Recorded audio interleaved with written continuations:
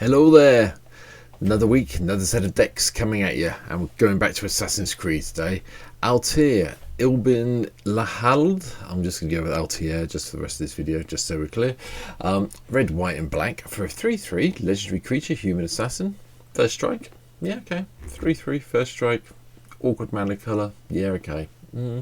But whenever Altair attacks, exile up to one target assassin creature card from your graveyard with a memory counter on it.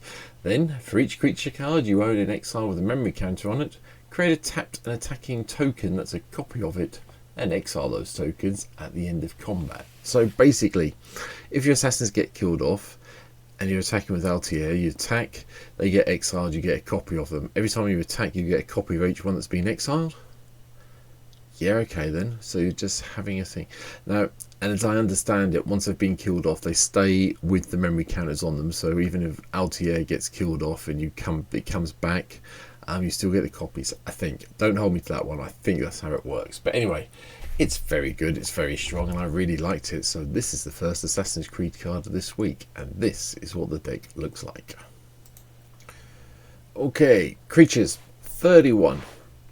Quite a high number of assassins in the deck, mainly because I'm not overly concerned if they get killed off, because they do come back with Altair eventually as copies, so we won't complain too loudly. So at the beginning, Ruthless the Ripper is here, just to give us a 1 mana death touch assassin. We have got Arbazar Zamir here. We've got a few of the historic things that come into the battlefield. I'm not quite sure why there's no price showing up on here. It is available on MTGO, but when it deals 1 damage to each opponent, you gain 1 life. So, you know, artifacts, legendaries and sagas. We have a few legendaries, we have a few artifacts, no sagas, but yeah, it all makes up a little bit of extra damage, all fine by me. Dead-Eye Duelist is just a cheap assassin from the Outlaws of Thunder Junction. It's a 1/3 with reach in red, which is fine. Can surprise people with the reach bit occasionally, so it's not too sad. Kiyu Knight's Flower, going back to the originally, I want to say Kamigawa, but I may be wrong. 2 in the black for a 1/1, and then 2 in double black, tap, target creature deals power equals deals damage to itself equal to its power. It's great if one of your opponents has got a death touch creature and just want to kill it off, so that's fine. Metallic Mimic becomes an assassin, and then we have a few others. Repeat Offender, so we do the suspension if we need to. Sulungar Assassin, we can turn it up. We can either have it as a Megamorph or just play it as a 2/1. Eyeblight Assassin gives something -1/-1. Gataxian Skullflayer. At the beginning of your upkeep, if there are 3 or more creature cards in your graveyard, it gets a +1/+1. So it does get bigger with this deck, which is quite nice. Agra Sharpshooter, 5 mana to give something -1/-1 until the end of turn. Expensive, but it's another assassin. I'd just go really with assassins all the way through, really. Hooded Assassin, +1/+1, or destroy a creature that's been dealt damage this turn. Kessian the Plague is also in. Yes, the experience counters are hard to come by on the deck. However, it's worth having this one in here. 2/2. Oh, sorry, Vigilance and Haste, so you can still use the ability if you attack. So, yeah, why not? Go for it. Midnight Assassin, flying and death touch. Nirakan Assassin, you only gain life, and the Kirakan Assassin gains death touch until the end of turn. 2/3 for 3. Let's go with that. Raffine Silencer enters the battlefield. It connives, so it gets bigger, and when it dies, target creature an opponent controls gets -X/-X until the end of turn, where X is Raffine's power, so we're not going to complain too much. Ruthless Lawbringer, we can sacrifice another creature to kill something entirely. A non-land permanent, and we destroy anything. This is really high level removal. Yes, you do have to sacrifice one of your creatures, but you're not worried about that with Altair as your commander. But taking out anything, far too good. Vertius the Veiled just comes in. Obviously we can't have Grom the Great in the deck because that's green, I remember correctly. But whenever it deals combat damage to a player, that player loses half their life rounded up, and people don't like blocking 1/1 death touches for some reason. Can't imagine why. Anyway, Arno Doran also comes in from the new Assassin's Creed set. Gives all our other assassins +2/+0, can be disguised, and has death touch. And it's 4 mana for a 3/3 with all those abilities. Yeah, okay. Had to play the Massacre Girl just to make sure all our creatures had Wither, because why wouldn't you? It gives you a little bit of way of drawing extra cards. Murderous Redcap comes in just for the persist side of things. Necrotal, the most traditional assassin you can think of, has been edited to say creature type Necrotal assassin, if I remember correctly. First strike comes into play, blow up anything that isn't black or artifact. Yeah, okay then. Nightshade Assassin comes into play. You may reveal all the black cards in your hand to give something -X/-X where the number of cards you reveal. Oh, sorry. Queen Marchesa, Death Touch Haste, enters the battlefield, you become the monarch. We like being the monarch. I like card drawing, it's fine. And at the beginning of your upkeep, if an opponent is a monarch, you get a 1/1 black assassin creature token with Death Touch and Haste. Nice, thank you very much. Rooftop Assassin, flying, lifelink. When it enters the battlefield, destroy target creature opponent controls is dealt damage this turn. Make sure you've got your 4 mana up to flash this in if you need to. Skemfar Shadow Sage is also here. Enters the battlefield, you choose one. Now, this is a bit weird one. It's the only one that's in the whole deck that isn't a cleric. But I wanted to have a way of doing a little bit of damage, but I didn't have to target. So each opponent loses X life, where X is the greatest number of creatures you control that have a creature type in common. So it will always be assassins. So you're going to drain people for loads, or you're going to gain loads, because you'll always play this when you've got a load of assassins in play. But I figured assassins need someone to say sorry to. Might as well be a cleric. Anyway, Stingblade Assassin, another one that you need to keep 4 mana up for, so it destroys something when it's dealt damage. Thorn of the Black Rose becomes the monarch when we enter the battlefield. 1/3 for 4 mana is expensive, but having the monarchy and Death Touch is useful, so it's worth the 4 mana in my mind. Brave Blade Adapt, attacks target creature and opponent controls, get -1/-1 until the end of turn, so you get to take out the small stuff, and then you do get to do the encore bit at some stage if you need to. Yeah, we'll go with that. From there, we go to Izo Bresh Novice. 1 and a red or a white. I'm not sure why it's come so far down the list, so I think it's just the way Goldfish lays out. But when it attacks, you get put a +1/+1 counter on him. And when you've got 2 or more +1/+1 counters, you get all the bonuses of being assassin and first strike in addition to other types. So that's pretty cool. Everyone's favourite assassin is also here, the other version of Massacre Girl. We had to have her here, just so we can do the -1/-1, then maybe -2, another -1/-1, keep building up so we wipe the board with her, hence why she's here.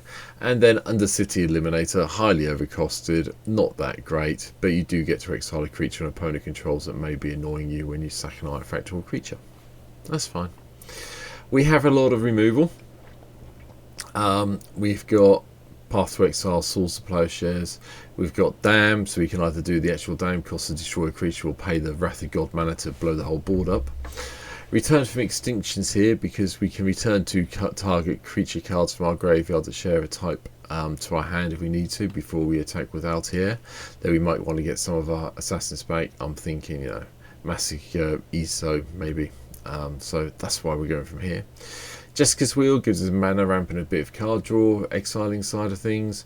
Achroma's Will is also in it as well, just so we can go and get the let's just go and kill everything in sight with all our creatures in play, because nothing can touch us once I've cast Achroma's Will. Sorry, I went on a bit of machine mode then, but yeah, it's very true. Love it. Chain Reaction, Damnation, gives us more board control. Patriarch's Bidding, because we'll choose assassins. There's not many tribal type decks playing around at the moment. If you are unlucky enough to run into one when you're playing this, sorry. But yeah, assassins are fun, so bring them all back. Kindred Dominance is probably better at 7 mana, purely because you get to choose a creature type and you can say, I'm going to choose assassins, and then blow everything else up. And then if everything else goes pear-shaped, Blasphemous Axe saves you quite happily. From there we go into Artifact Land.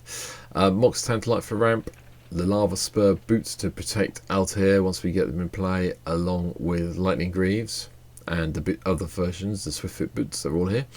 Sovereign Arcane Signet for the ramp. Pillar of Origins also makes an appearance, because we can choose this and choose Assassin, since we are playing kind of themey deck. Okay, yes, we can only use the mana to cast creature spells, but you know, 2 mana, fix our mana, not the end of the world. One of each of the talismans to help us out from that point of view as well. And then Herald's Horn, so it makes our assassins cost less. And if you look at the top card of our library, if it is an assassin, we get to put it on our hand for free, so extra draw. Icon of Ancestry does the same thing, but we have to pay 3 mana and does pump all of assassins up by +1/+1, so we can't complain about that. Urza's Incubator comes into play, choose assassins, go with it that way as well. Lovely. And then a few enchantments. Etchings of the Chosen chooses assassins as a creature type, obviously. Gives all of them +1/+1. Mardu Ascendancy means that once we attack with all of our assassins, we get to have some goblins come into play, tapped and attacking. Yeah, not really sure what goblins have to do with assassins apart from maybe their food for them, but I'll cope with it, whichever way you look at it. From there, War Leader's Call, just pump everyone up, and as our stuff comes into play, we just get to shoot everyone for a point. We are making tokens at the end of the day, so Anointed Procession is a natural fit in the deck. Cathar's Crusade means all our creatures get really big really quickly, and you know, kind of on theme. Yeah, we'll go with it being on theme for Assassin's Creed type stuff. And then the Here is Resolve gives all our creatures +1/+0 and haste. At the beginning of the end step, exile any number of non-token artifacts and all creatures, return them to the battlefield under their opponent's control at the beginning of the next upkeep. Okay then. Let's go. That does give us a way of protecting everything. Even if this gets removed, you still get them protected. So, but be careful, it works better for a hasty creature. Well, this gives everything haste, so you can protect your army if you need to, if you've got your permanents in play. Not your tokens, they still vanish.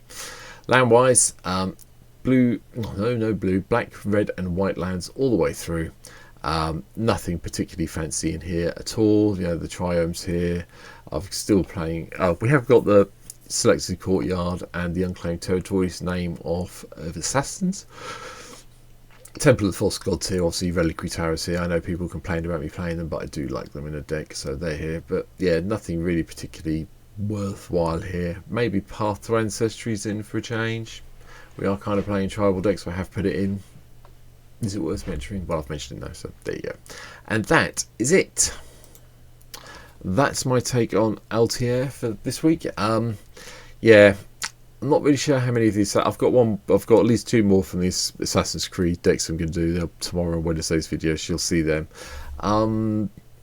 Enjoying the cards, but I'm not sure how many of them I'm going to carry on looking at for Commander. But I'll do the ones I've been asked to do. This is one for me. The other 2 are decks that people have asked me to do, so they're coming. So look out for them. There's a kind of a backlog Commander on Thursday as well. I won't tell you who it is at the moment because that's purely going to be an MTGO deck, but it's a card that's been around for a while. But now has made it onto MTGO at last, so hey, I figured it's worth a video. But that's it for now. Thanks for watching. Hope you come back tomorrow. Hit the subscribe button if you can. 444 as I record this. Still trying to get to 500, so you can help out and hit the subscribe button. I'd appreciate it. But for now, take care. Come and see me play this on stream later in the week, and I'll see you soon. Bye.